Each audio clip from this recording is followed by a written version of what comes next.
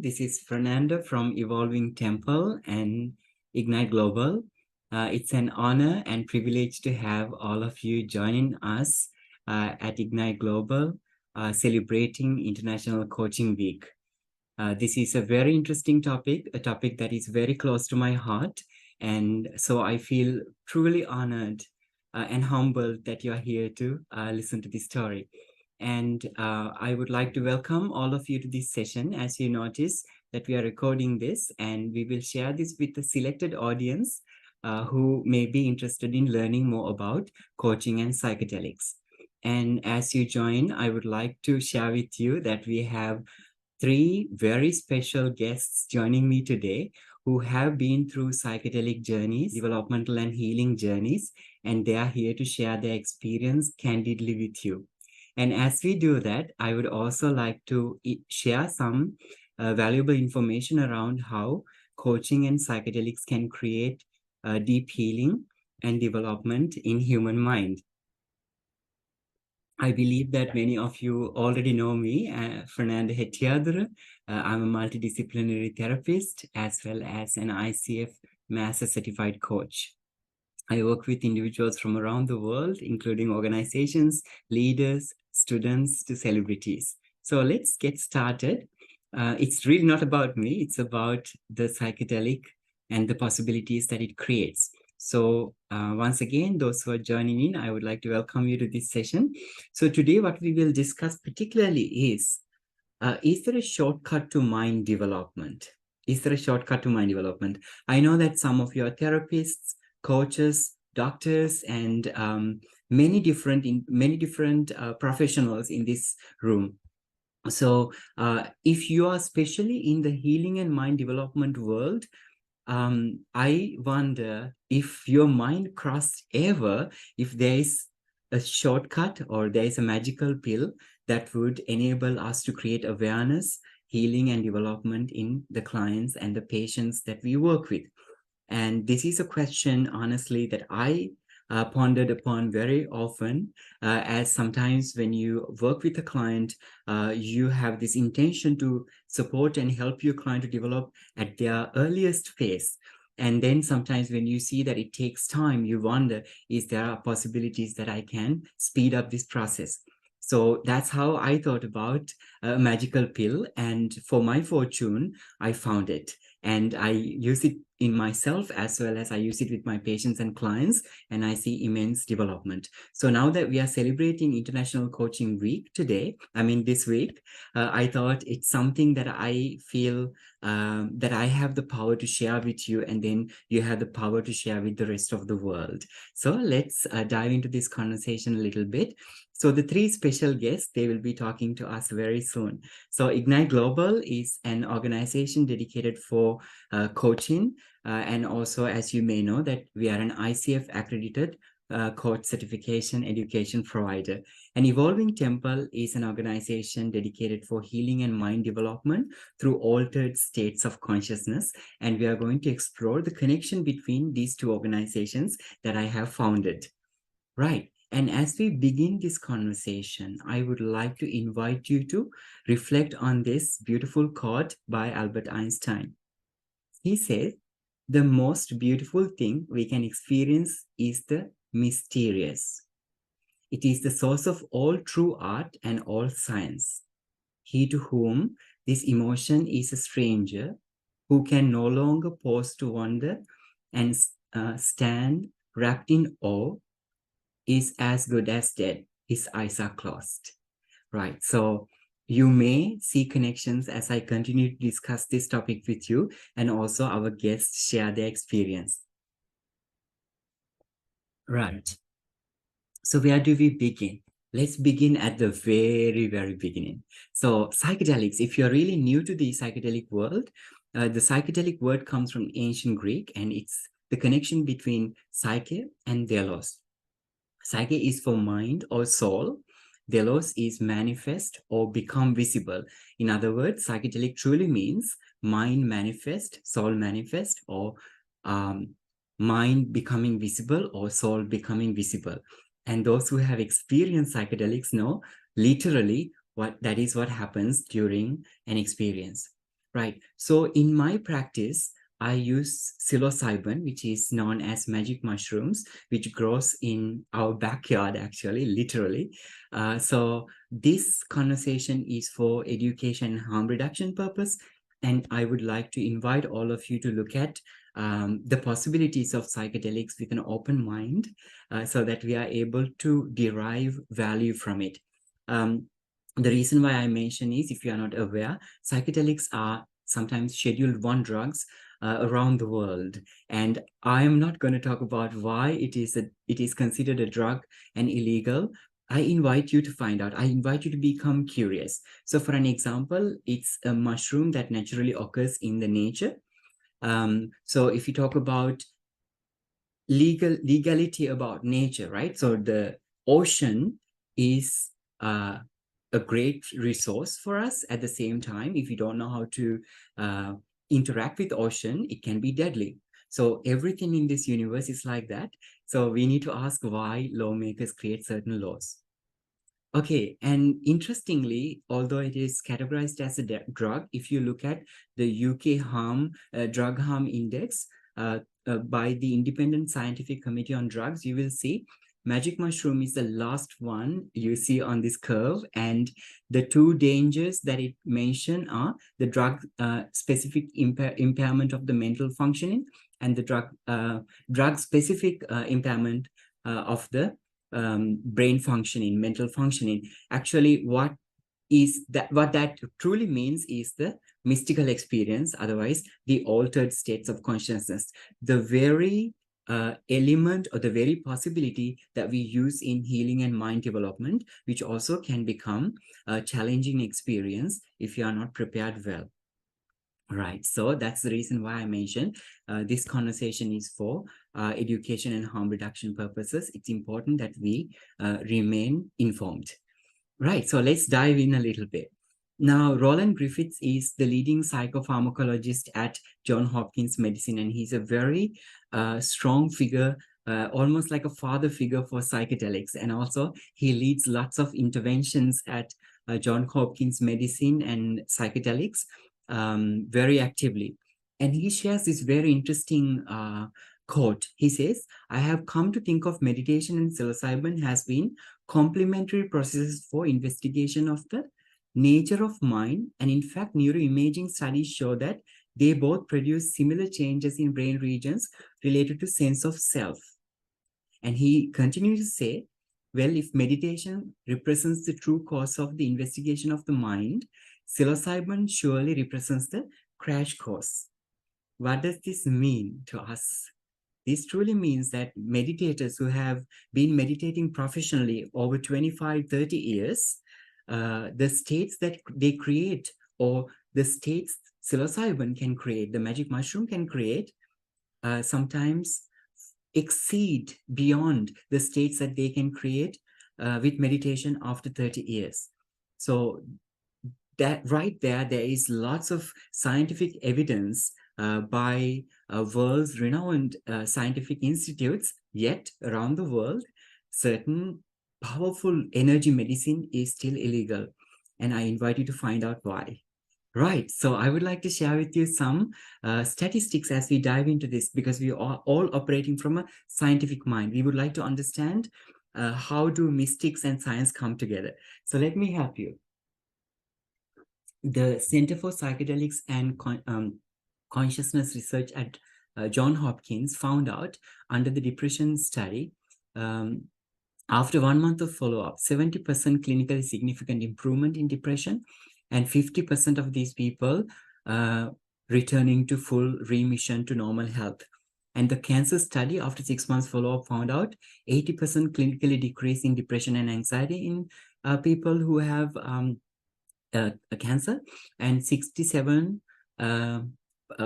one of the 67% mentioned is one of the top spiritually meaningful experiences in their life. Now, what we mean by top spiritually meaningful experiences in their life, we are talking about birth of a child in the immediate family, or death of someone in the immediate family, that level spiritually meaningful experiences. And 70% of them found out that the experience is in the top 5 meaningful experiences. So especially when we work with individuals who have chronic diseases and illnesses, obviously they have a lot of anxiety because of the potential deaths that could occur anytime.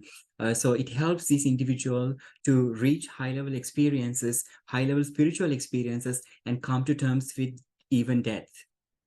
And now, what is most important is because many of you are professional coaches, we are celebrating Coaching Week.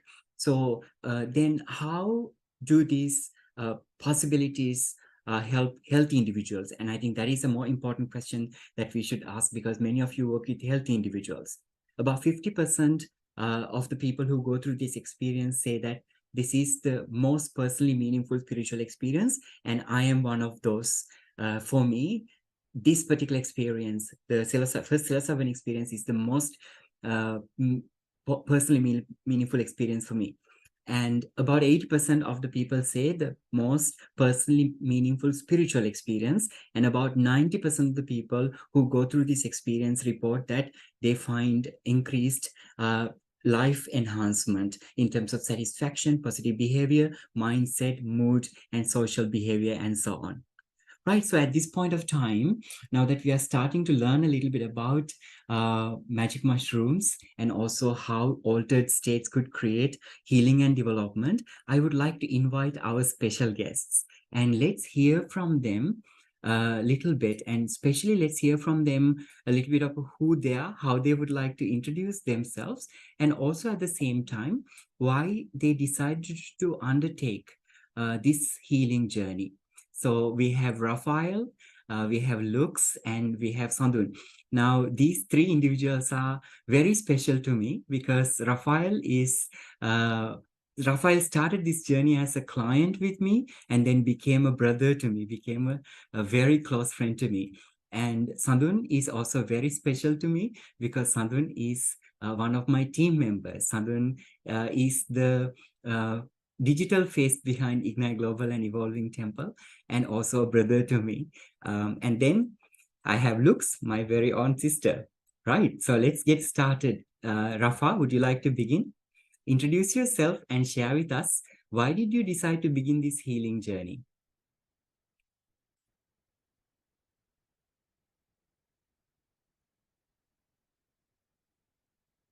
Okay, I think I need to invite you to unmute yourself. Okay, there you are. Okay. Now, can you hear me? Yes, very well.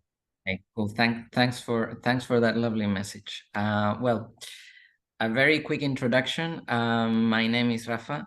I am an educator. I'm a math educator in Ivy schools. I actually met Fernando through another therapist. And that began a very interesting healing journey. It was not the only stage.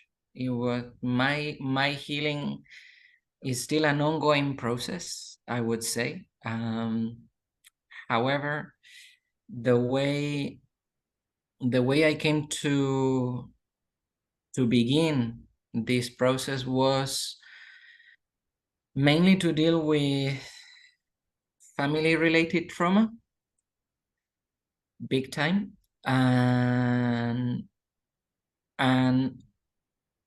interestingly enough, that journey has actually evolved and opened many other paths. And in the end, I think not only the trauma with the family is healing, it also helped to heal other relationships in my life. But I think I will probably get into more detail later on about that.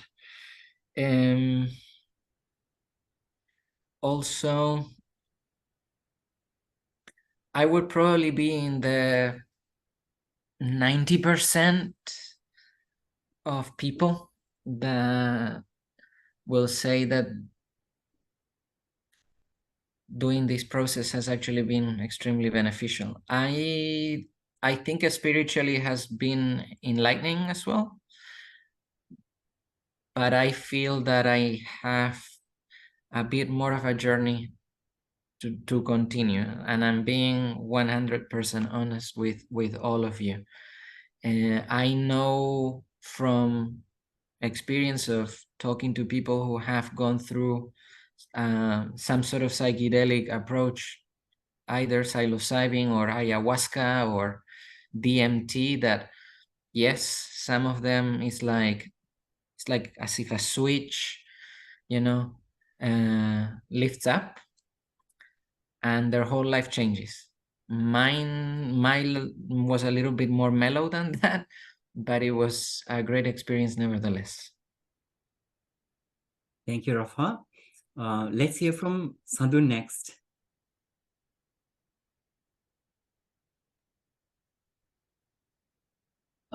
Fernando, am I audible to you? Because my internet connection is a little bit Yes. unstable. Yes, Sandun. Sandun, introduce Thank you. yourself.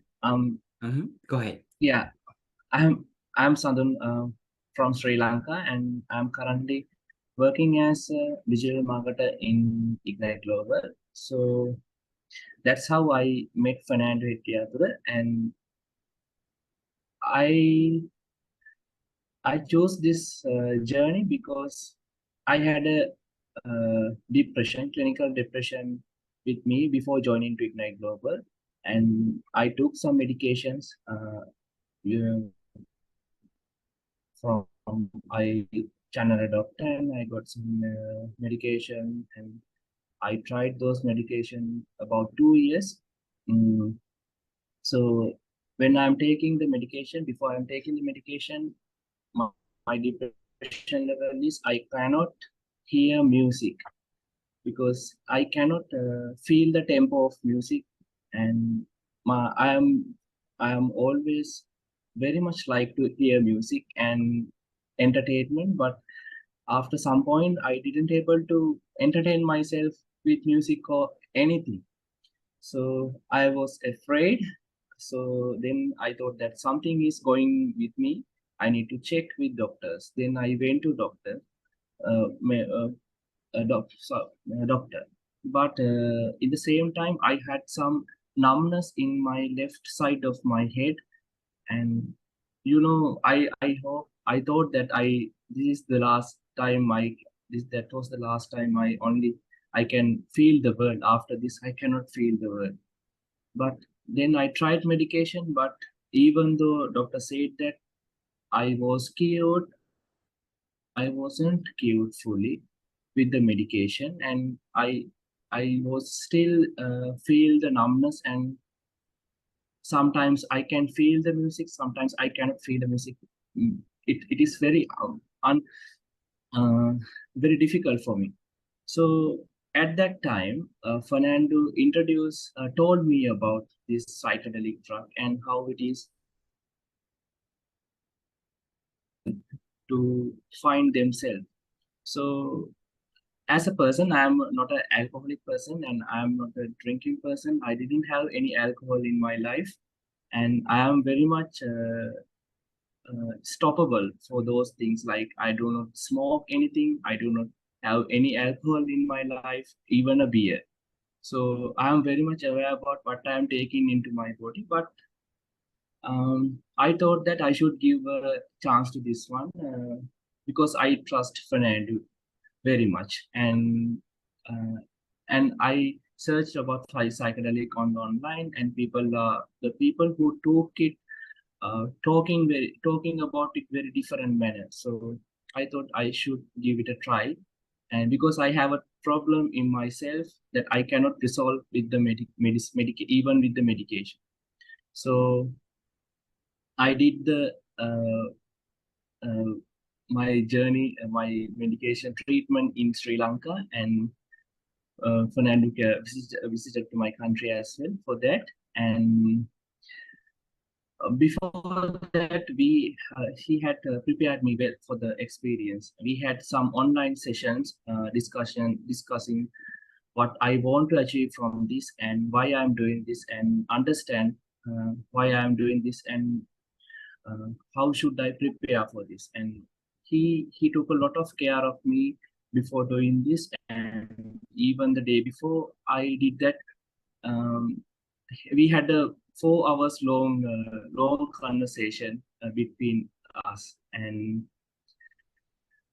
um, on the day I didn't know what is going to happen in the next 4 hours, because I never had that kind of experience. Okay, And Sandun, thank you so I much, took Sandun. Okay, so now that you are entering into talk about the experience itself, right? This is amazing. So what we would do is we will hold it for a second and we'll hear from Lux and we will come back to you. Okay, is that okay? okay. Excellent. Yes, Thank you, Fernando. Sandun. Yeah, wonderful. As I also appreciate, I know that you're not someone who is very comfortable in an online space like this and being exposed to many people, but I see how as you're speaking, your energy is changing, Sandun. Wonderful. Beautiful to see you here. Thank you. Right, so let's hear from Lux next.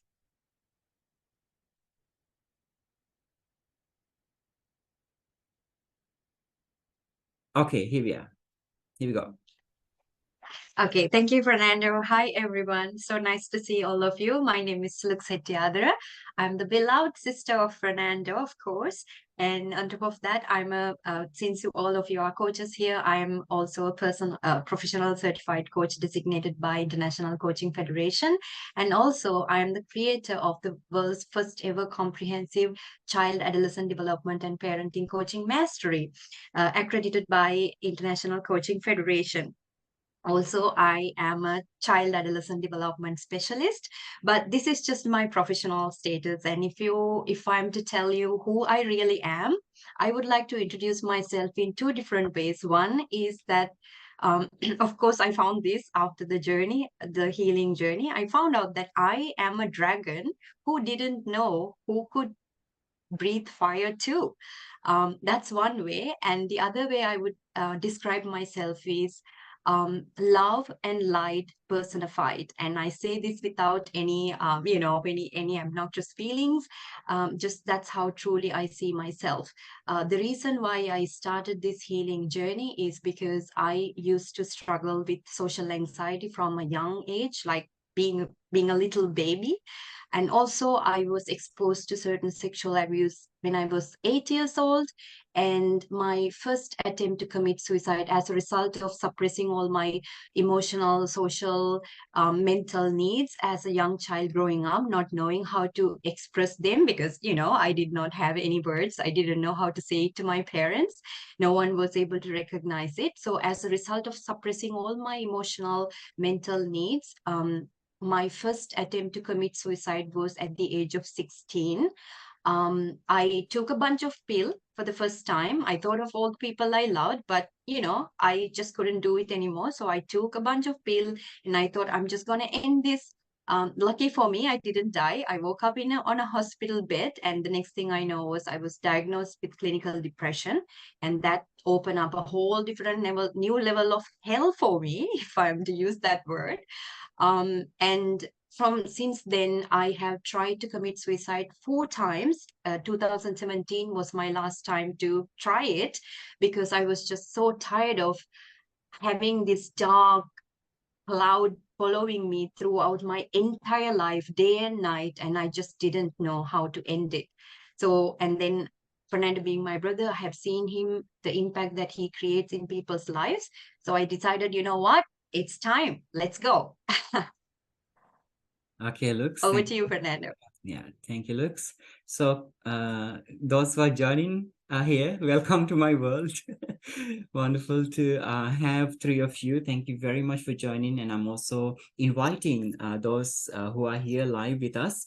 If you have anything to share, if you have any feedback, insights, any of your experiences, feel free to put them into the chat room so that we all can see them. And also, if you're joining this conversation at a later time live, online, watching the replay, feel free to leave your ideas in the comment section. Right, so now that we are getting to know a little bit about psychedelics world and seeing the research and science behind it to a certain extent, and also hearing real world experiences and stories, let's look into the psychedelic intervention itself. Now, this intervention that you're going to see is a unique one because this is something that I created by myself. and also have tested and working really brilliantly. So when we talk about psychedelic intervention, the final, there is no such thing as final. I shouldn't use that word like that. I should say, in terms of the journey, where when you start to feel that you really have arrived in your life right then and there where you are, we are talking about the clinical enlightenment. So the enlightenment is a very broad term described in many different cultures, religions, philosophies in different ways. So clinical enlightenment is something, in very short, if I am to mention, finding your true balance and emotional bliss, which means that you may be faced with any challenges in life, especially the ones that affect you emotionally strongly. When that happens, you might lose your balance a little bit for a couple of seconds or a minute maximum too, but you are able to gather yourself really very fast and create an anchor, and being able to create a remote control in your life that you can press the remote control and you pause everything and you look at the situation as it is for what it is, rather than reacting to it, rather than having to feel it. You will feel emotion. It's not an emotional numbness. You will feel the love, you will feel the pain, but you will see the beauty in the pain. Pain will not be something that will be able to bring you down. So let me say it like that. And then the other part of clinical enlightenment is, another factor of clinical enlightenment is the ability to spontaneously heal. Often when we have certain symptoms in ourselves, we seek healing outside. We go to a doctor, or we have to go to a healer, external healer, or we seek medication. And through that process, we usually cover up our symptoms. But when we truly deeply look into our root causes, we understand certain symptoms that are uncomfortable to us, that show up as illnesses, have deep-rooted reasons why we feel certain ways, why we feel ill in certain ways. Now, this could be something that is related to your childhood, or it could be something related to your great-great-grandparents, or it could be related to the assault or a certain abuse that you experienced, or it can be other conditions. So ability to look into your deep-rooted areas where you need healing and focus on it by yourself, and being able to spontaneously heal from it without having to seek healing outside, is what we call spontaneous healing. So when we talk about clinical enlightenment, two key components of clinical enlightenment is creating emotional bliss. In other words, having the highest mental toughness, at the same time, the highest vulnerability, being able to live a fulfilled life with a balanced emotions and appreciating the range of love to pain all the way through. And then the other one is spontaneous healing. And then how we create at Evolving Temple, how we create clinical enlightenment is using three components. One is integrated neuroscience. So as coaches and therapists, you know exactly what that means. Many different modalities, whatever that works, whatever is powerful, creating a combination of them and looking at different modalities, behavior, psychology, the development of our neuroscience, all of that, bringing them together and creating the right intervention. And then another very special part, which is very close to my heart, is observation. In other words, Vipassana. I'm going to talk about that in a second. And the last one is the superior state of consciousness, now, which is the psychedelic intervention itself, where the psychedelics create this special state where we are able to access different types of consciousness, different types of awareness compared to how we live a day-to-day life. All right, so I mentioned about Vipassana. Vipassana, in simple terms, Vipassana is a Buddhist meditation practice, and without any religious involvement, what we have done is given a modern twist to Vipassana. So we use Vipassana, the meditation technique, for observation and reflection. So when I say observation and reflection, you immediately start to think about coaching, and then somatic awareness. Well, the coaching continued, and then unconditional love. When we are able to create these four elements, that is literally what we mean by Vipassana. And we use various different techniques, modern techniques rather, enjoyable techniques in terms of creating this intervention.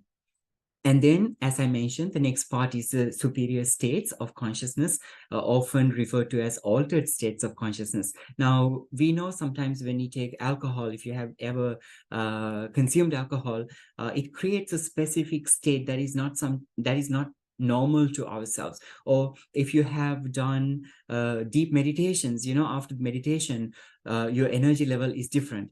Or if you praise someone, if you praise your friend, your partner, anyone close to your heart, your energy changes. So these are all certain altered states, or very minor altered states of consciousness, as examples. At the same time, psychedelics have the ability to create extremely high vibrational superior states of consciousness. Now, when we talk about superior states of consciousness, we have to discuss about natural intelligence in the universe, because the more we become aware, or the more we become conscious, we access consciousness, that truly means the more we access the natural intelligence in this universe. And the natural intelligence in this universe, you can use any word that you would like to use. I hear some people call it mother, some people call it God, some people call it source, and so many different words. It doesn't really matter what we call it, as far as we understand that we cannot escape the natural intelligence in this universe, because you are yourself natural intelligence in the universe. So in order for us to look at the usual intelligence and natural intelligence, I invite you to look at this image on the screen and to guess what it is, or what do you see as you look at it. Feel free to throw it in the chat. Right. So many people, no one is typing. Okay, there you are. Let me just chat. Oh, butterfly. Great. So Camila says butterfly. Great. Right. So many people who see this for the very first time see three-headed snake. I guess some of you did. Right. Yeah. So we hear from Ketki, snake. Yeah. So many people also see the snake, right? So let me bring this a little bit closer to you. This is how this looks like. And then if it brings closer, this is an atlas moth. And you see clearly there are two snake shapes coming out of its wings. For a second now, if we take a step back and thought, this is a clear representation of its food cycle. The snakes, you start to see the connection, the butterfly, other insects like frogs, little birds, right? So you see where the butterfly's life cycle, butterfly's position in the food chain, eaten by different types of insects, frogs, and so on.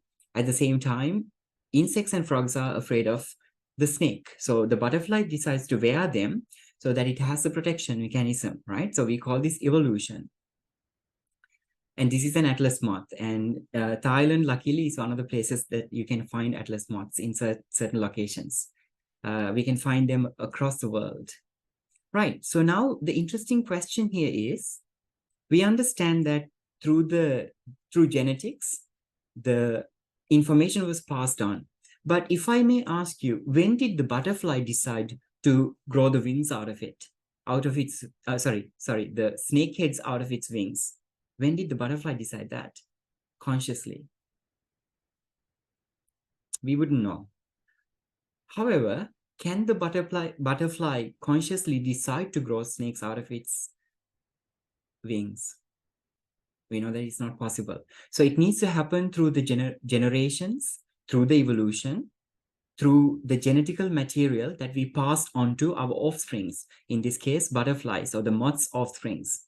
So when the trauma happened by bitten by insects, hit by frogs, and so on, it stored some information, and it's stored in our genes, and we passed it on, and we passed it on in such a way, in the long run, there was some kind of an intelligence connected trauma and protection, and decided to give butterflies those snake head shapes so that it can become a little bit safer. So if the butterfly didn't decide this, the trauma, the protection mechanism, the food chain, all that intelligence came together to provide this to the butterfly, if you come to think of it. So there's intelligence in ways that is beyond how just our mind works, the intelligence that is in our minds, or the intelligence, then we could say, in our bodies, the intelligence that we cannot touch, intelligence that we cannot grasp.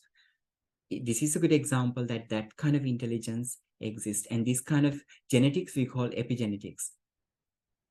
And here's another example. Let's have a look. Oops, let me make sure that I'm sharing the sound. Yes. Okay, there you are.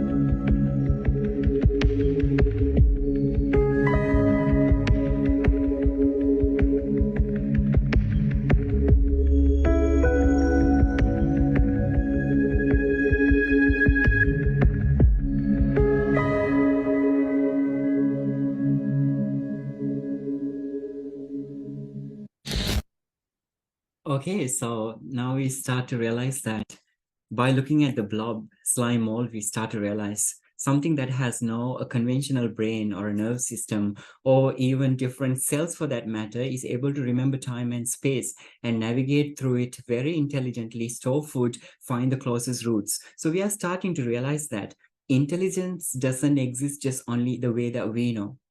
In other words, now bringing you back to this experience, talking about psychedelic intervention, this is the intelligence that we are accessing. In fact, scientifically, since we are unable to explain it, we call it mystical experience. Right. So now I would like to invite you to think about how this intervention works. Now, if you're aware of the coaching world, or if you're a professional coach, you know that in coaching world, we say that the client has all the answers. Just like that, in these journeys, we know that every individual in this universe, every person in this universe knows the healing journey themselves. So in other words, I am not a healer. None of our practitioners are healers. We are guides. And our patients, our clients, they are their own healers. They are their own self-healers. So whoever begins a psychedelic healing journey become their own healer. And I also believe that in order to create higher levels of healing, self-awareness and expansion of consciousness is absolutely important. So then if someone is talking about enlightenment, awakening, true healing, it only can be created by that person. And every other possibility, including psychedelics or therapists and guides, are only a way forward and helping you move forward. And as a coach, I believe that you also resonate with that, because we know the client has all the answers, client has all the wisdom in them. And in this case, we push it to higher levels, even with clients' own healing. Right, so now let's invite back our very special guest. So now we begin with Sandun, because we interrupted Sandun. So Sandun, how was the healing? What healing did you receive through this journey?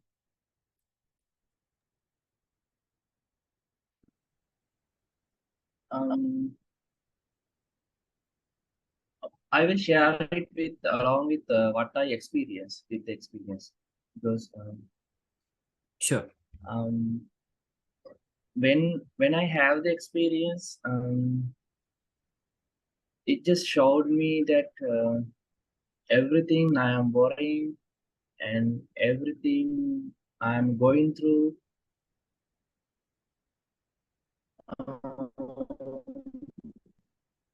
I also have another way to approach all the things. And the way I look at all those things are not the this shows me that I need, I can and I'm a person who can handle these things far better. So after the experience, thankfully I never had the numbers in my head. um, I was worried about that. Is this gonna successful? But oh my god, I did this mad depression level, and also I never had any music listening problems, and I can say I'm fully cured from the depression. I have that confidence in myself, and also in my life I changed a lot of things, because before that I couldn't able to make my bed after I wake up in the morning, but now it just I'm not struggling to do that, and I'm cleaning my room as well, and those are some clear differences after the experience, and I'm not doing those intentionally, but now I want to live like this, and it changes me a lot with my lifestyle and also with my illness inside my head. And yeah, that is the this is how I feel after the experience. Yeah. Thank you, Sandun. Thank you very much. Right. Let's hear from next Rafa. Rafa, what would you say the healing that you received or the development? Rafa, please unmute yourself. I by mistakenly clicked twice. It's all right. Do we have all night for that? It's a very long process. I think I received a lot of healing. It's very difficult to pinpoint one, but I'll try to summarize it and be brief. I was actually experiencing depression as well when I did this. As I said to you, it was a family-related trauma that impacted my married life as well.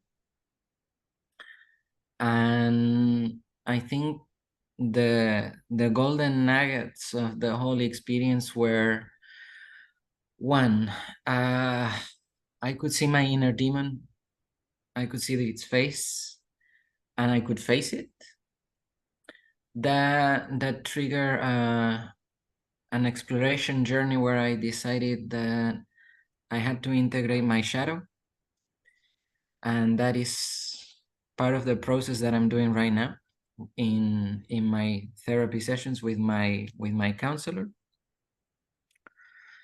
I can safely say that I am no longer diagnosed with depression. I do not take my medication anymore, and I don't feel like I actually need it to cope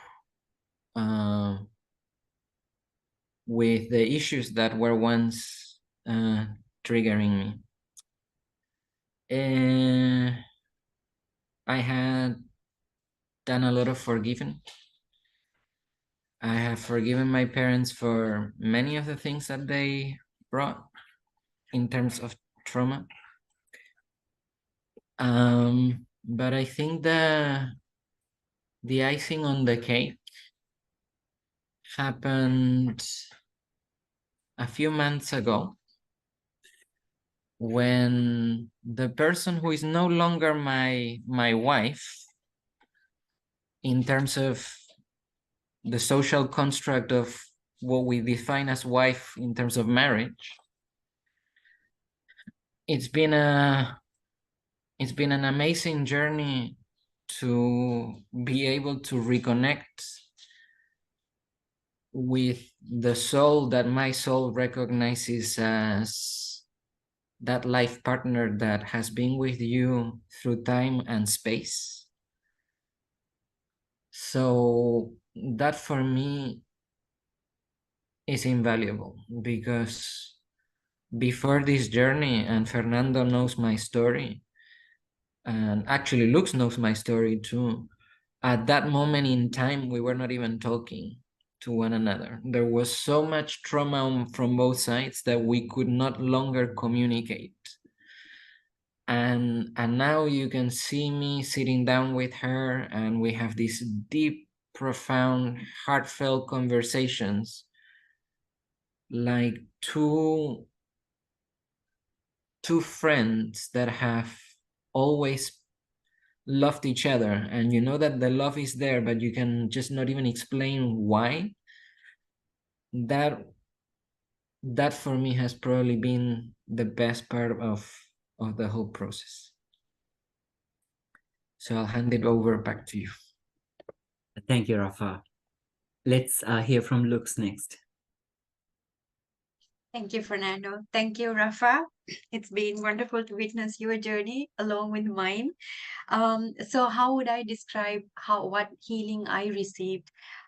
So to begin with, I had a hole in my heart. This is how I could just put it to words, because I have no other words to say. I had a hole in my heart my entire life, even as a child, where I didn't know how that hole came to be. And then throughout the experience, throughout this healing journey, I realized that this hole that I thought was a hole is actually portal of love, that I can find answers that is within me, that anytime that I want to. In other words, I could say that I realized that I am my own light at the end of my own this scary tunnel that I have created for myself. And so speaking more practically, as someone who have lived with clinical depression my entire life, I did not know what a normal brain felt like. Like I have had days that I couldn't get out of bed. I just couldn't. And there were days that I would slap myself because I was so frustrated. I would ask myself, why can't you just be normal? I did not ask much. I would cry to sleep thinking, why can I not be normal? So after the healing process, I realized, oh, this is how the brain feels. This is how it feels when you are not, this is what normal feels like. So I would complain earlier, like I have no inspirations. I lived in fear. I had no motivation whatsoever. And then as I started to heal, the inspirations, the motivation, the creativity started flowing. And I could say, I mean, people who know me, they could witness, they could like back me up. And I have achieved so much in just 18 months, more than I have achieved in my entire life, and not just professionally, but also personally. For example, I realized that I wasn't really sick. I was just starving love. I was starving. I was craving for love. That's what was missing in my life. So now I experience profound love to the point that when I eat a slice of mango, I feel like, oh my God, this is also earth that I'm eating. And when I pass by people, I see them, I look at them as walking, talking earth. And sometimes I revisit my past, and I think of people who hurt me so badly. As I told you, I was exposed to sexual abuse when I was 8 years old. And I try to think of this person and I try to feel hate and angry. I just can't anymore. Nothing but empathy. So yeah, I mean, what else can one expect from a healing journey? Thank you, Lux. Thank you for sharing very deep deep places of your life with resilience. Appreciate very much. Right. So now I invite all of you to have a look at what does this process look like? How did these amazing individuals, self-healers, arrived at where they are? So we use a very specific protocol, which is also unique, very unique to Evolving Temple, which is the preparation, application, and integration. So when we talk about the preparation, we use coaching predominantly in this space. As we explore the internal world of a person or the internal universe of a person, and then also the connections to the external universe of the person. So this is the preparation protocol, and it has a very specific way of delivery, at the same time addressing clients or the patient's direct needs, which means allowing the client to lead the process in many areas of this preparation protocol.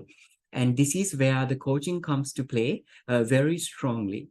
And then we have the application protocol, which is the intake of the energy medication itself. So as you may know that this medication, the psilocybin, ayahuasca, DMT, which is are very much associated with shamanic practices. At the same time, there's also clinical studies, more than enough clinical studies to show their liability and also the effectiveness.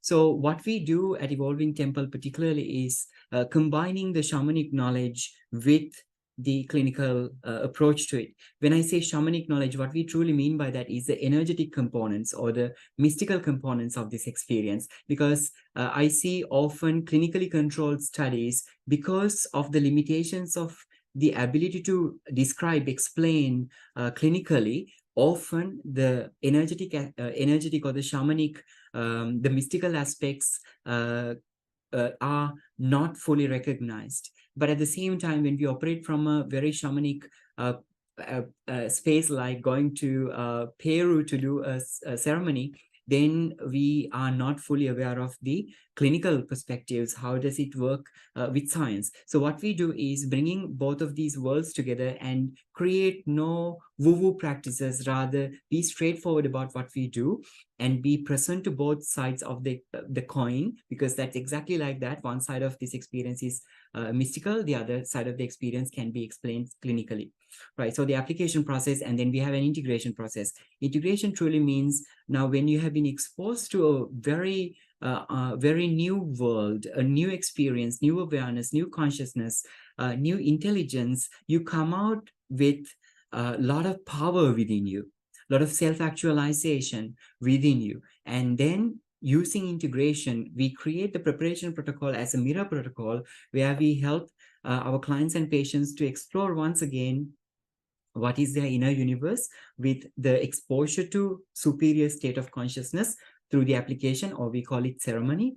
And then how do you bring about that knowledge, that experience, those emotions, and the knowledge that you once thought wasn't possible, which we literally address as magic, into your life, and start seeing the magic in your life. Like Lux was saying, eating a piece of mango and seeing it as earth and being so much in love with that moment. So that's how we integrate and create development and healing moving forward. And obviously, those coaches who are in this space, you realize now, if the integration process is about incorporating higher awareness into life, coaching can come in handy, right? So we run many different integrative therapies, neuroscience, behavioral therapies into this. At the same time, we use coaching as the key driver in the process. Now, I invite you to make a note. So in coaching, we know often we call creating awareness. We enable clients to achieve goals, reach their success. At the same time, how they do that is by creating awareness. And here, when we talk about healing and mind development, we're actually talking about actualizing this awareness that you create for the client, right? So I invite you to make a note. The preparation process is creating awareness, and then there's a big question mark in the middle, and then we have actualized awareness. Let's have a look further. Now then, let's look at a little bit, how does this work as a medicine from a science perspective? So how does psilocybin interact with you? In other words, hallucinogenic mushroom or magic mushrooms interact with you. You can consume it as it is, either dried or just a fresh and there are specific amounts depending on your body size, depending on your age, depending on your diet, depending on the expectation from the experience.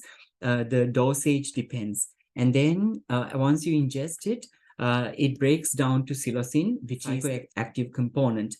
And you know that the serotonin receptors in our brain can perfectly accept psilocin as if it is made in this Earth's ecosystem. It beautifully connects with our brain in a way that helps us to experience bigger realities and create to tap into intelligence that we didn't know once was possible.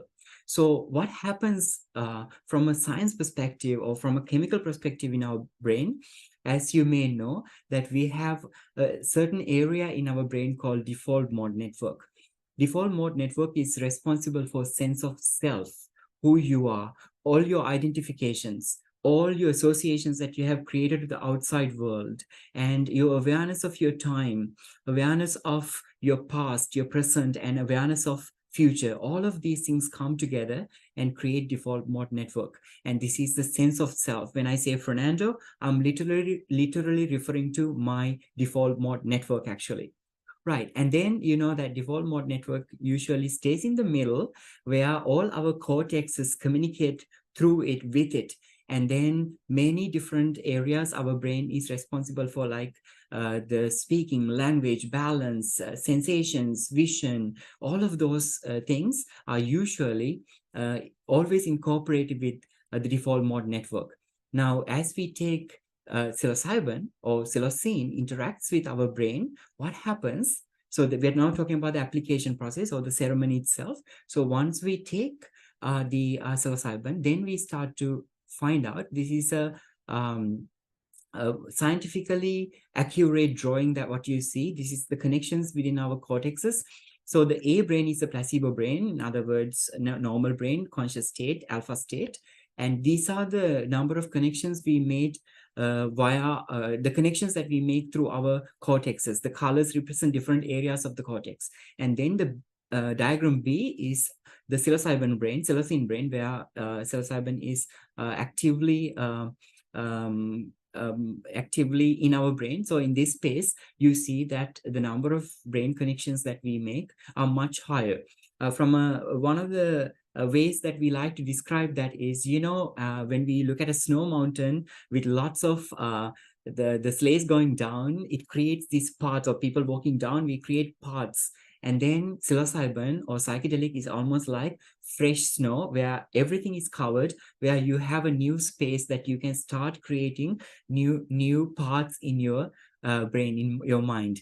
So this is a space where our cortexes start connecting like it never connected before, enabling us to truly connect deep healing and deep realizations, and connect also with the mystical world. All right. So right. Now, I would like to quickly invite you to look at some connections between coaching and therapeutic use of psilocybin or psychedelics. As you know, when we look at MCC coaching competencies from International Coaching Federation, I would like to show a couple of them, just a few of them. So one of them is that coach is comfortable not knowing, and also not knowing what is the best way to create awareness in the client. So when we go through psilocybin, we're talking about a mystical experience. So which means the client themselves enter a world which is absolutely unknown, new to them, as well as the coach is in a space where the client themselves are unaware where they are, what they're doing with the information they receive or their experience itself. And then we obviously understand that the coach need to be in a higher level of ability to be comfortable of not knowing, so that we can create value for our client. And we know that the coach does not force awareness. In fact, when you go through a psilocybin journey, it's impossible to force awareness on our clients. The reason is client gets their super positioning. They start to see their power, they start to see efficacy, they start to see how much life energy they hold within themselves, they see the power within themselves. So coach should be a person or the practitioner or the guide who is accompanying the client through their journey should be someone who can meet the client at an equal level, never come into the space with superiority or anything like that, so that you are able to truly serve the client. So the coaches develop this ability over a long time, creating true empathy and seeing client at the same level. This is very important. And another thing is that we know in coaching, the value is inherent. We don't have to work hard to create value in our clients, or create impact in our clients. And that is exactly what is the psychedelic experience. No matter what, sometimes we have this term called bad trip, good trip.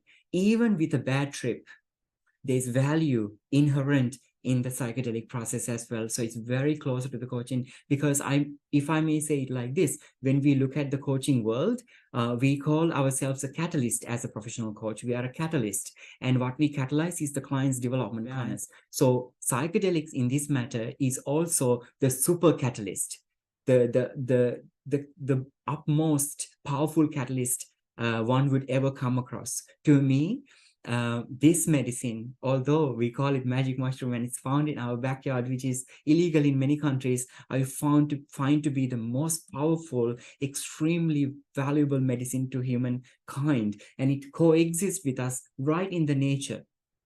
And coach does not have to work, especially when the client comes to you with their super positioning and knowing so much more about the universe and themselves. The coach does not have to work. So as a professional coach, you are so well prepared to actually work with individuals who go through psychedelic journeys, because coaching is a conversational way of approaching what happens in psychedelic world, except that psychedelics have a mystical component to it.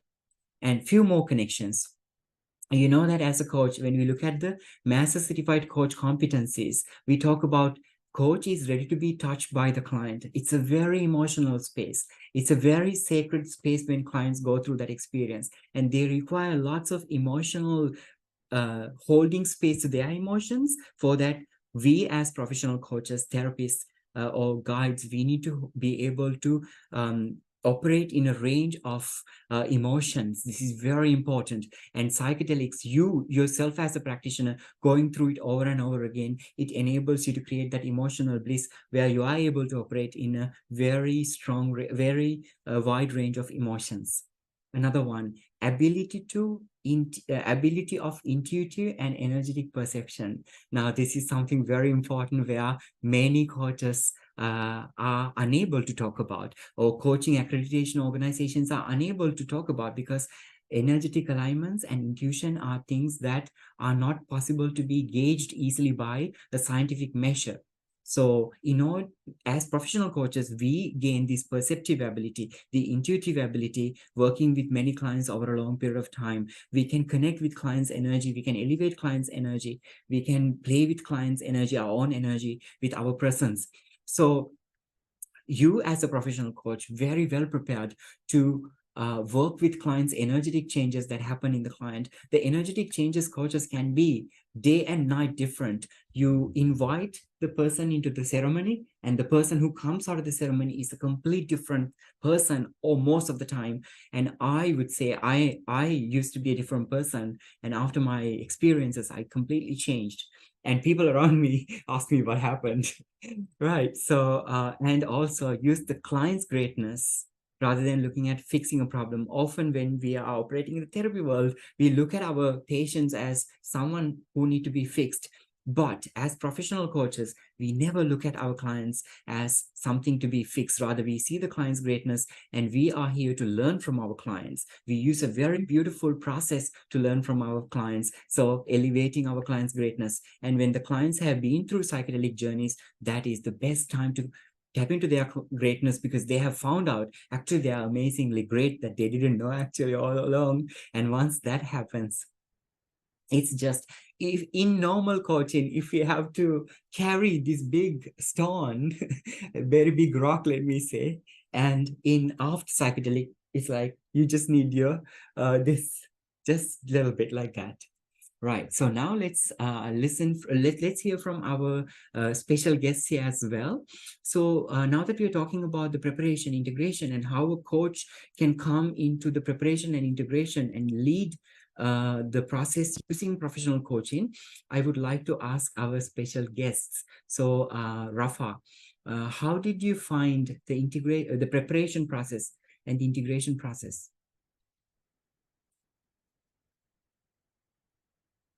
Here we go.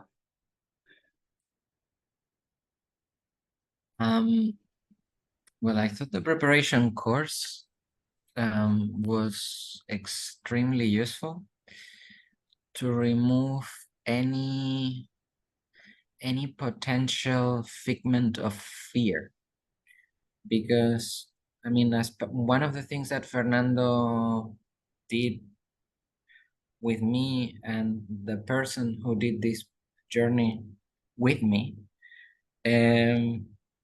was to be very transparent from the very first moment, and you do your own research. I mean, I tried ayahuasca before psilocybin. Mind you, my experience with ayahuasca was more of a gleaning process. I didn't have a trip like other people go through, you know? So we talked about good trips, bad trips, the possibility that, you know, some people could have a little bit of a bad trip and become psychotic, but it's not like a big deal, in the sense that I think the important thing is that you need to understand that is plant medicine. And at least the way I absorbed all this information was that it has a spirit, and as long as you go into it with the reverence and the respect that the plant deserves, and you don't take it as a recreational drug, everything is going to be fine. You're going to be shown what you need to be shown, you know. So for me, that was the whole process. We had some very interesting conversations during the training that took us up to the ceremony. We talked about evolution. We talked about some very complex and very tricky topics to discuss. But I would say that all of them just created that space and that awareness in myself that I was going through a mystical experience and I should fear nothing, and that I will be shown what I would need to be shown in my journey, which I can share with you later during the specific section of this presentation. So yeah, there you go. Thank you, Back to Rafa. you. That's going to be in a minute after Lux and Sandun. Right. Sandun, would you like to share your thoughts about the preparation and integration process? In fact, you mentioned about our 4-hour conversation by the beach before your session. Yeah. Over to you, Sandun. Yeah.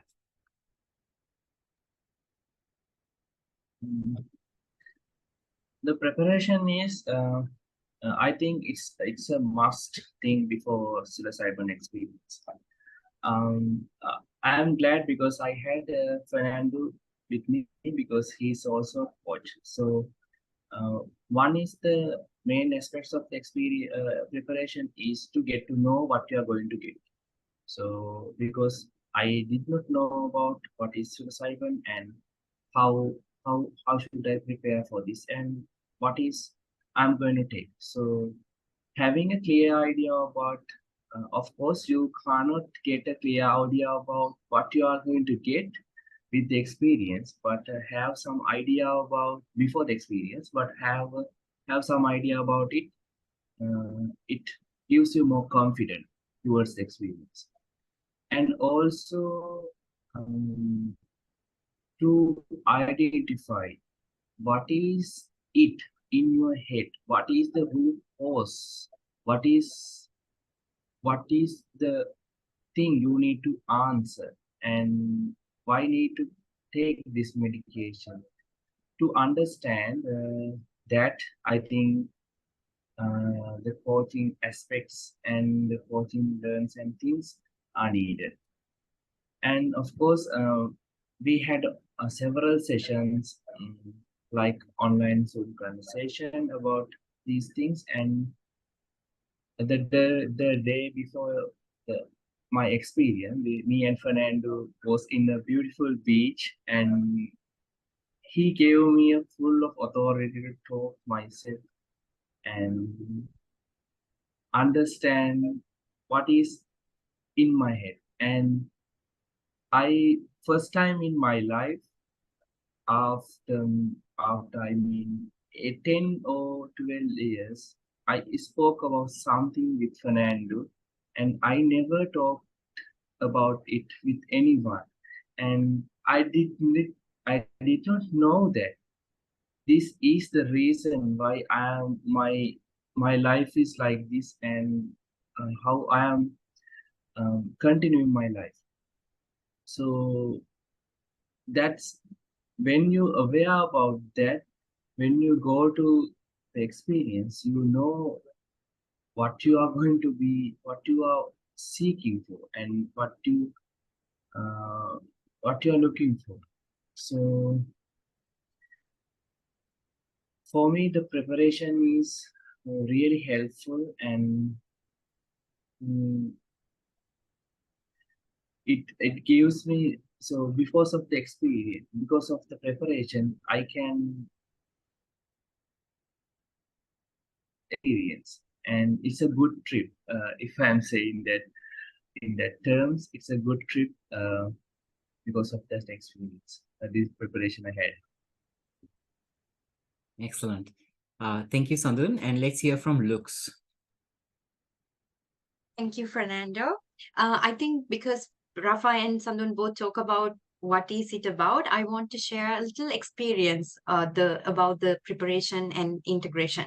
So me personally, because of anxiety depression medicine, I had of course hormonal imbalance, which also made me gain weight and all of those things. And I'm a tiny person. I'm only 5'3" tall, and I'm a very tiny person, as you can imagine. And but my entire life I have been overweight.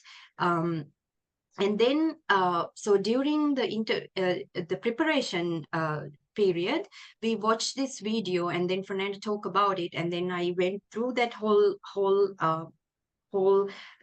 therapeutic process where we watch a decaying human body. And I when I watched that, I was like, wow, isn't that interesting? And it did change a shift in my mind, but that was that.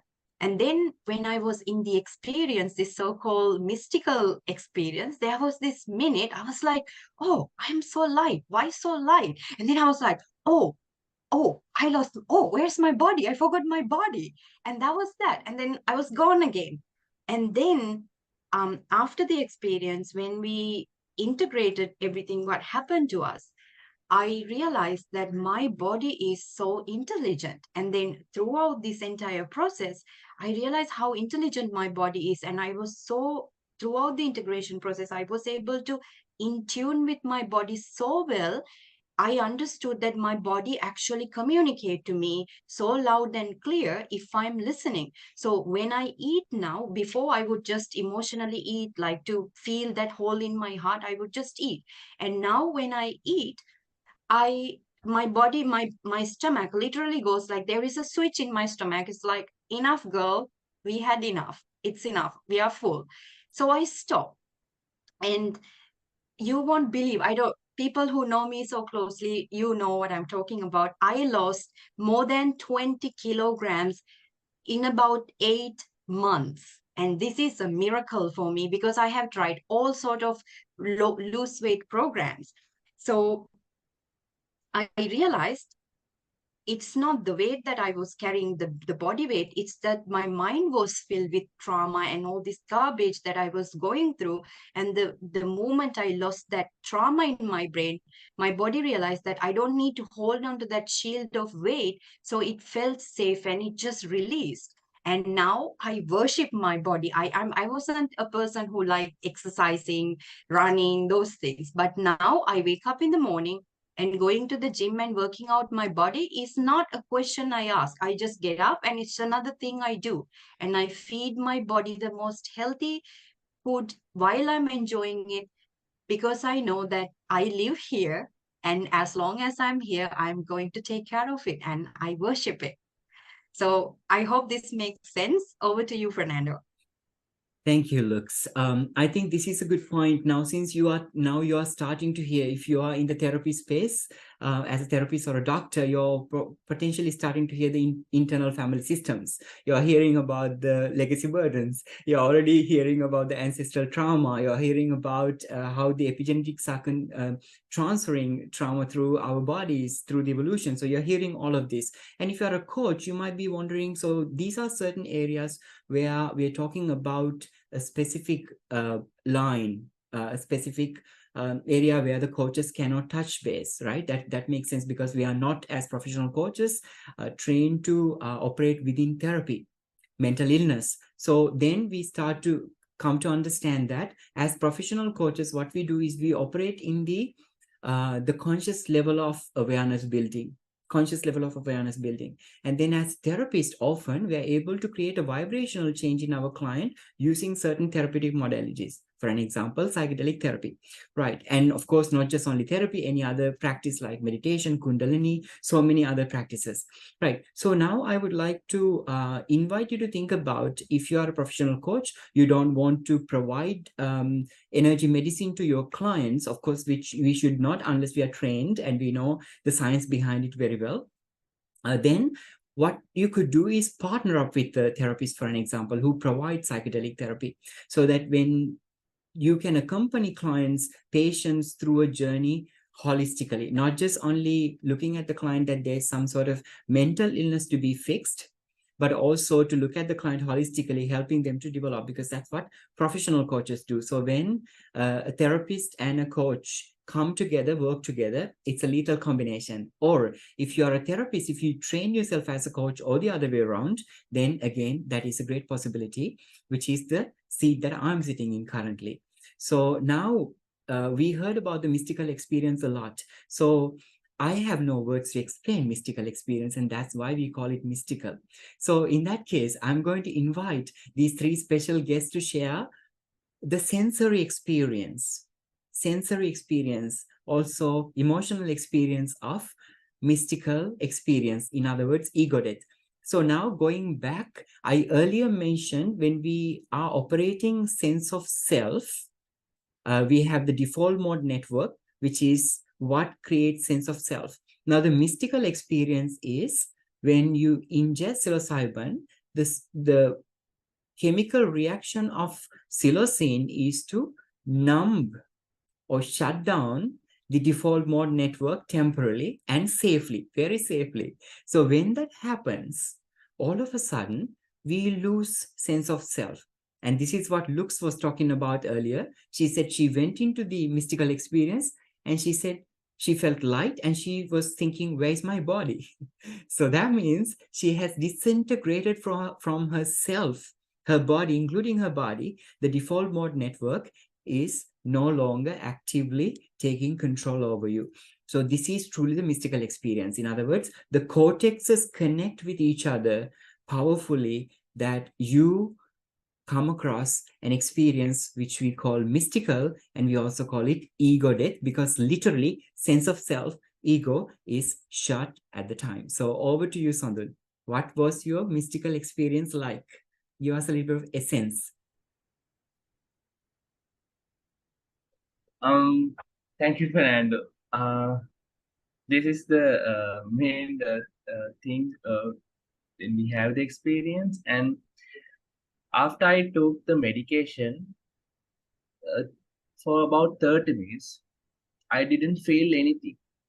I was a little bit not sure about, is this going to work for me or not going to work. I'm a little bit unstable at that time. But suddenly,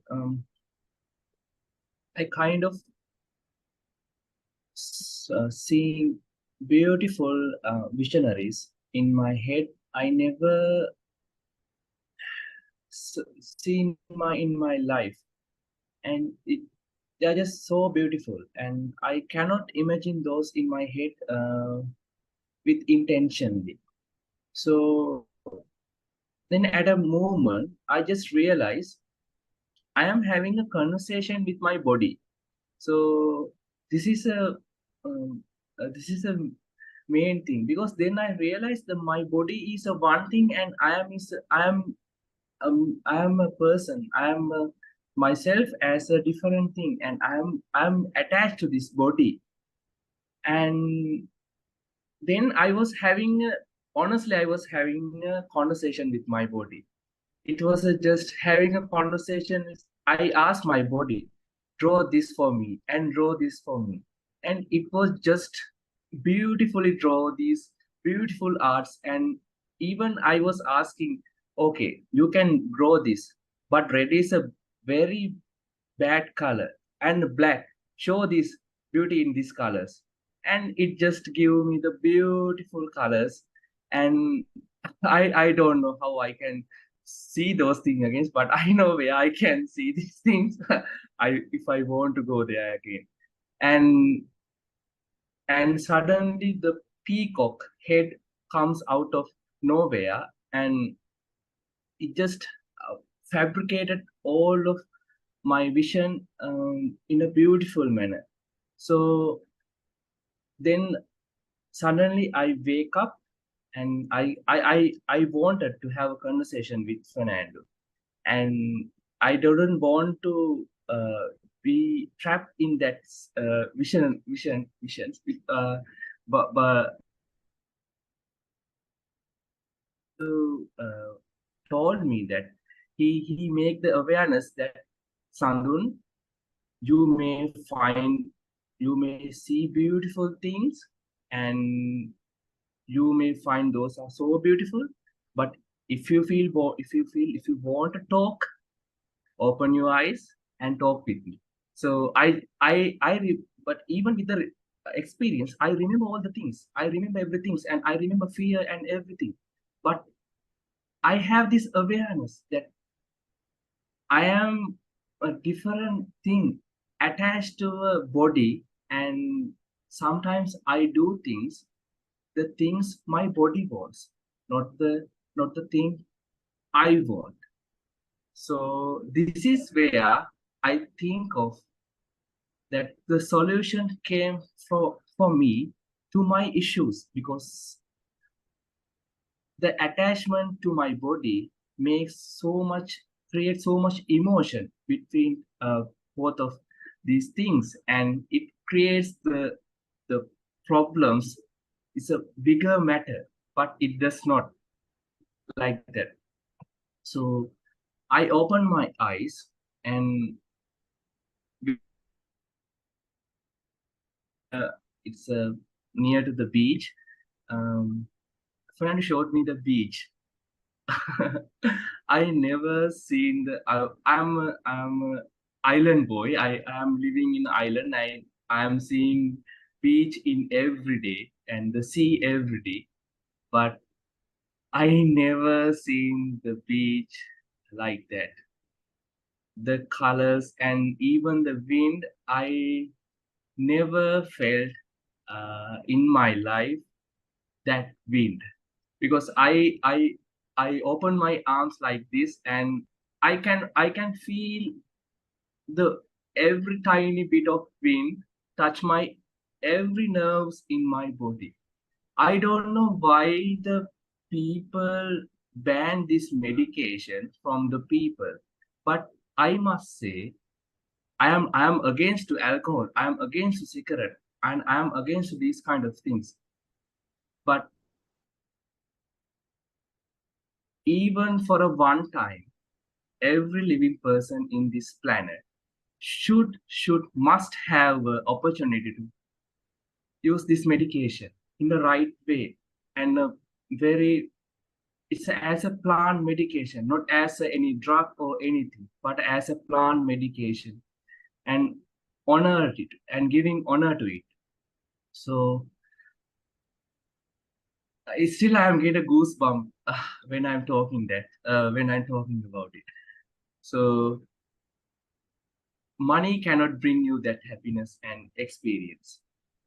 Honestly, money, I cannot put a value on that experience. I cannot put a value on that experience because it just money cannot define it. I cannot define it because the things I resolve after the experience, because money cannot resolve those things and money cannot brings you that experience. And not like other alcohol or anything, you have full awareness of what you are doing and you know who you are and who, and you have the awareness of the tone you are talking. And the first time ever, I did not have the fear of saying loud to people. And I was so laughing, and because I laughed because the first time ever I was surprised that I live a long 29 years of life without knowing this opportunity, this existence in myself. So after that incident, I just like, okay, this is hidden inside me to the all these years. And now I am seeing this. It's just like something wrapped in my body. I just take the wrap out of me. So I can talk it about like, I know we have limited limit time and our other two guests also want to talk, but thank you, Fernando, for me giving this opportunity. I don't know how to thank you, and it's the best experience in my life I ever had, and I'm glad I did that. Thank you, Sandun. We can see the passion coming through you. And so now, coaches, this is also considered as a reset of our mind. This is what Sandun is talking about when he looked like we have looked at everything through our conditioning, through our trauma, through all the colors that we have built for ourselves when we look outside the window. Now, during this experience, what we do is, like we said, it's like a new snowfall. So we remove all those glasses, conditioning, trauma, and everything. And then we look outside the window and all of a sudden we see the ocean is more blue. It's bluer than we expected. The songs of the birds, it has meaning. They are singing because they can fly. For the very first time, you realize birds sing for a reason. And breeze is part of me. You all of a sudden start to find that. Thank you. Right, let's hear from Lux next. How was your sensory and emotional experience? Thank you, Fernando. So I talk about the hole in my heart, the hole I had in my heart, right? So when I took so Fernando took me to a beautiful hotel. We did it in a really nice space, so high rise. And before I took the medicine, he of course we talk about that I may see colors, all of that. So as I consume the medicine, after some time I had this, I felt like a rocket engine, like about to blast off. I was like, oh my God, what's going to happen? And I held on, and then before I know it, honestly, I cannot explain it in human words. But the next thing I knew was that, oh, I felt the entire universe in my heart. So when I said that hole I thought was a hole, and that was universe. I felt the universe in my heart. And that's when I realized, oh, this is not a hole. This is the portal. I am the universe that I'm experiencing it. And this is when I also realized that it's so light because I had no body. And I realized that looks it didn't matter. It was just so small, like it was so insignificant. And when I thought like, oh, where is my body? I realized, that no, it's not important. That's not the point. I experienced being the universe and being that pure joy. And remember I said earlier, I wasn't sick. I was starving love. I was starving love. And at that moment, I felt before I went into the experience, I was asking, like, what is love? Why can't I feel love? I never felt love. So I was like, oh, this is love, and the most purest, most profound love I have ever experienced in my entire being. And then when I opened my eyes, I looked outside and I was like, this is earth. This is earth, and these are earthlings. These are, I think I told Fernando, earthlings. And I look at myself, I was like, earthling. So I am earthling. And I was like, but I feel so much love, and so this is what it means to have a body and to feel love. And I felt so much love for myself, for the earth, for people. And from that day onwards, I stopped calling Earth Earth. I started calling it the magic blue planet, because for me, it is the magic blue planet, because I understood that, yeah, I am here as looks. It's just so tiny and I feel like I'm a big deal, but I'm actually not. So I would say this day, through that experience, what that experience did to me, the sensory experience, was I realized that I am a goddess. When I say I'm a goddess, it's not in a sense that, not any religious attachment to it, but I understood that I am the source energy. I am the life energy, that I am not separated. I understood that I'm not separated from the universe. I understood oneness.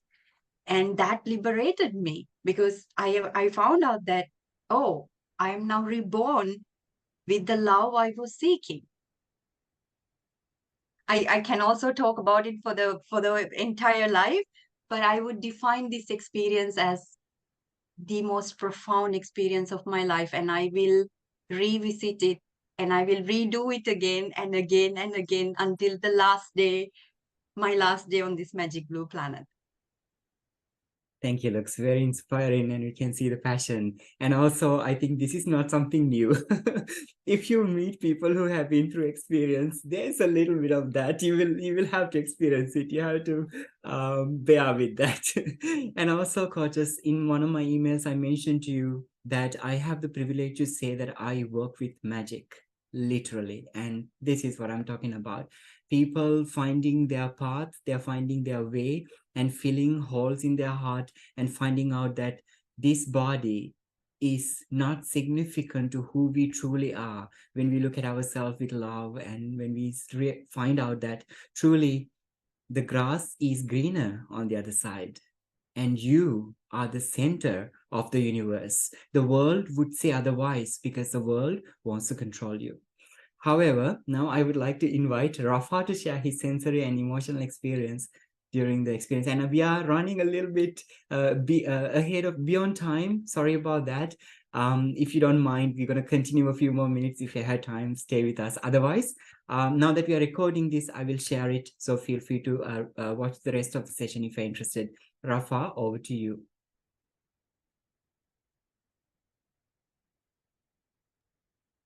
Wow, thank you, Fernando. I mean, I listened to Lux and I listened to Sandun, and it's like, wow.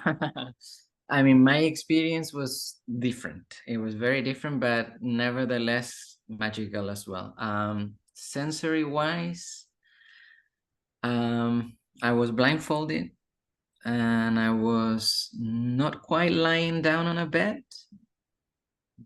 kind of like sitting / lying down. And I remember as I was going through my journey that I felt like I was in the room, on the street, back in the room, back in the street. I was like as if my soul was traveling back and forth between one of the major avenues in Bangkok and this physical body that is containing it. And I was like, what the hell is going on? And I could hear everything. It's like even the tiniest thing, you know. I remember I remember talking to Source, and I was like, I really want to go through this experience and heal my trauma, but I also want to know the mysteries of the universe, so to speak. And he or she, I call him them, they went like, no, mate, that's not what you're here for. And it was more like I could hear this voice in my heart, and the only thing they were saying was, live and feel.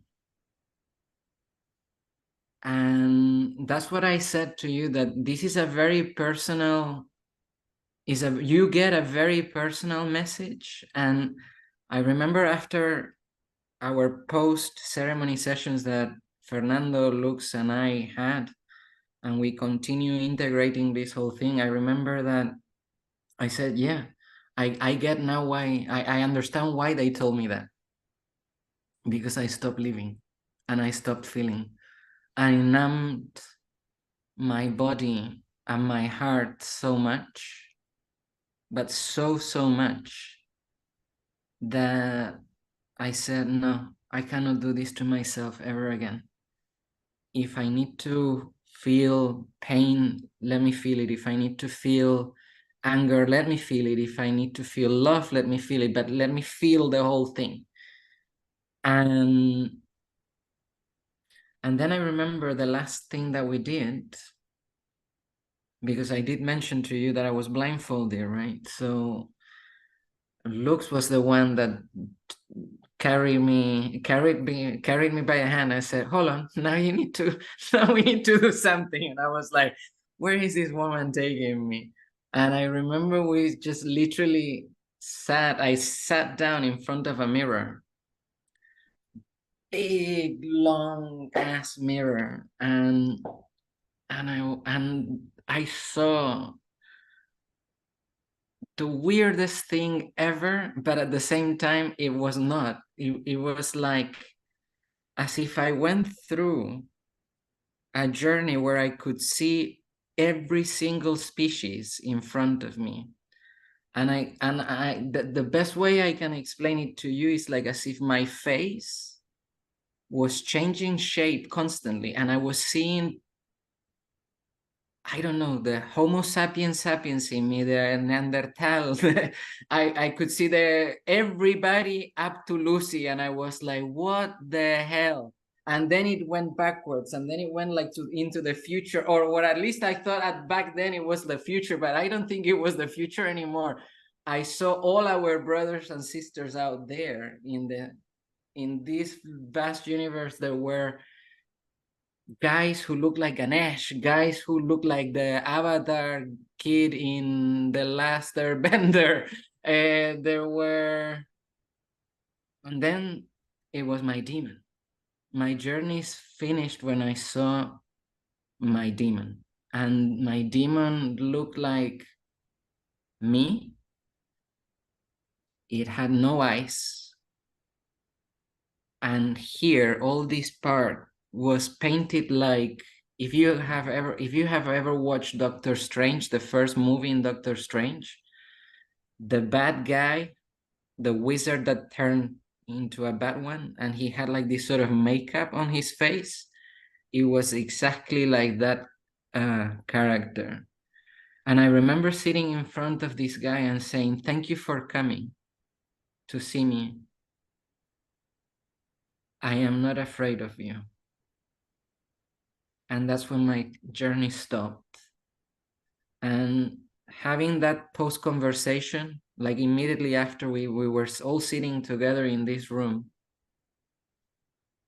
Gosh, and I'm just getting goosebumps, like remembering the whole thing.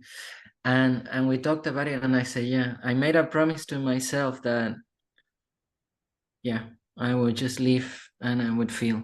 And I honestly believe now that after living and feeling for the past year and a half since I did my mushroom ceremony, is what has brought me closer to what I mentioned to you at the beginning of this session, closer to forgiving myself, closer to forgiving my parents, closer to forgiving my ex-wife, closer to forgiving us for what we couldn't really manage back then. And I honestly think that if I had not done this, I could not have reconnected with that loving side of me that literally feels like, thank you for bringing my life partner back. Even though we are no longer together in terms of a romantic relationship, for me having her back, it's just been a blessing, an absolute blessing. And I don't think I would have achieved what I have achieved in terms of personal growth, in terms of saying, yeah, let me do my shadow work. Let me integrate all these aspects of me, the good ones and the not so good ones, that have now put me in a position where I can sit in the same room and say, I love you more than anything and anyone. And I just want you to be in my life because you are my life partner, because we come from the same source. You and I are the same flame together. So there you go. Thank you, Rafa. As Rafa was saying that you and I came from the same source, I would like to say, coaches, and everyone who's joining us today, this is more than what it seems like. And I am not the first one to say this. There's a lot of great minds have been talking about it. We hear one great mind said that there's only one God. And sometimes when we follow through that, we fight with others because we thought we had the God. And another great mind said, suffering, everything focused on suffering. The teaching was taught on suffering.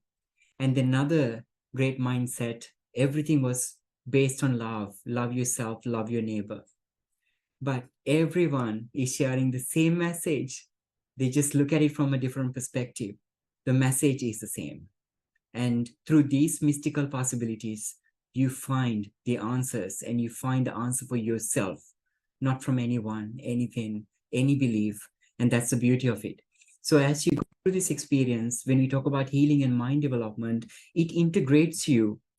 I am not afraid to say this, although I have no way to back this up.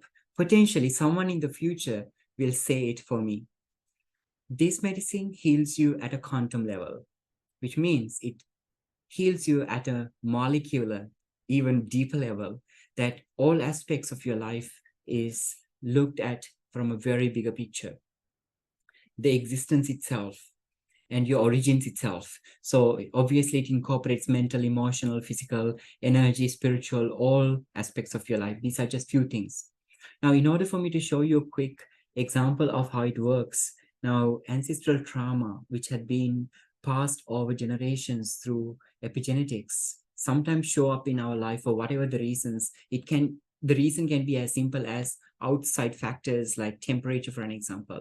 And once those epigenetics kick in, when we experience ancestral trauma, when we go through this experience, mind connects our physical body, which is the trauma itself, which is the genetics, and then our energetic existence.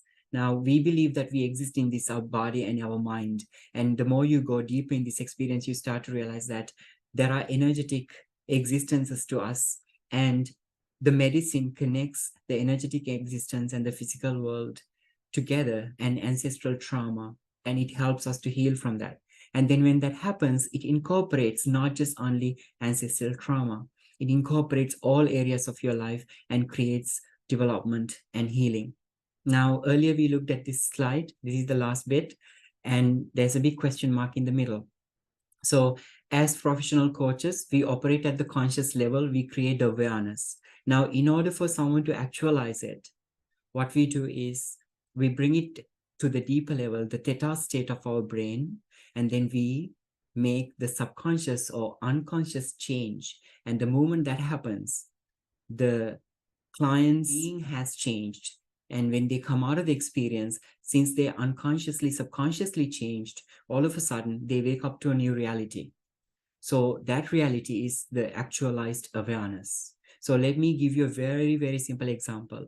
We all know dependencies in mental health, addiction in other words. So for an example, someone who smokes, the person would go upside down and say, I know smoking is bad for me, I shouldn't be doing it. But the next thing they would do when they have the urge, go light up another cigarette. Now, when someone goes through an experience like this, the reason is they have perceived subconsciously or unconsciously that smoking is attached to pleasure, because our brain only understands pain and pleasure and a range of other emotions in between.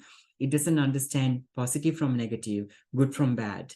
So what our brain, our mind says is that I am attached to smoking because I'm attached to it as pleasure. And during the therapy work, during the intervention, what we do is we help the individual understand your attachment to smoking is the attachment to pleasure, and then look at yourself at a bigger level and see the pain attached to, or the fear and the pain that is attached to it. And the moment that subconscious shift happens, the person comes out of the experience and goes, I no longer need to smoke. And it's a simple truth. And quitting smoking is one of the very, very, very simple possibilities of this powerful medicine. In fact, I work with individuals who have met with accidents like falling off a cliff or a big rock falling on their body while climbing, who have neuropathic pain, and the only medication, only process, only protocol that has worked for them is psychedelic intervention. And they come to me after 7-8 years of exploration, and when they get to the level that they have decided to already kill themselves because they no longer can take the neuropathic pain, so they don't care if they hurt something, they just want to try out. So those are the clients we work with, for all the way from a very simple behavior modification like smoking to extremely powerful breakthroughs like clinical enlightenment is something that is possible through this experience, because it's not only just we are operating at a conscious level, we are able to create a powerful breakthrough shift in subconscious and unconscious mind itself. And many religions, many spiritual practices call it an awakening. In other words, once you experience that truth, that larger truth, for an example, Sandun looks realizing that they are not their body. Once you come out of this experience, that is going to remain with them. I can explain it to you like this. Think about, on this planet, there no salt existed. All of us, all people who cook and eat, we all consumed all the food with no salt. So that was our reality, and that reality was perfection. We thought that's how it should be. And then one day we found salt and we had our first meal with salt. And all of a sudden you realize there's a different layer to existence of eating and feeling taste, right? So the moment you realize that, no matter what, you cannot go back again into a life of no salt, right? You know the taste of it. Let me use that analogy to share with you what it is to be awakened. Once you awaken to certain realities of this universe, sometimes they seem like simple truths that we read and understand, but we find ourselves not being able to embody them fully into our lives. Certain truths that Luke said, Sandun said, and Rafa said, all of those things you tend to know, but at the same time, sometimes we are not able to actualize them, we are not able to embody them, or we are not able to become this reality. The moment you become your awareness, that's what we call awakening. And series of awakenings in the right direction, with the right guidance and right awareness, you are able to arrive at clinical enlightenment, if you like. Right. So this is the end of the conversation today. I would like to thank our 3 guests for being here. And as we end this conversation, I would like to say an intention has no meaning for me unless it expresses an element of love. And also, I would like to share with you that we continue this conversation as fire circles. In these circles, we discuss, co-create development and healing in a safe environment, co-creating with each other, with lots of love and light. So if you're interested, after this conversation, I'll share this video as well as a link to those sessions that we conduct on a monthly basis, full online if you like. feel free to join us. Thank you very much. Once again, I would like to thank everyone who joined this conversation with a curious mind and open heart. We would love to hear a bit from you. What insight are you creating as you participated in this conversation?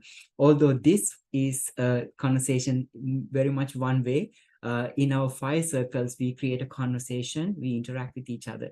So we invite you to come and join. And also, we would love to hear from you what you thought about this session and what insight have you created for yourself.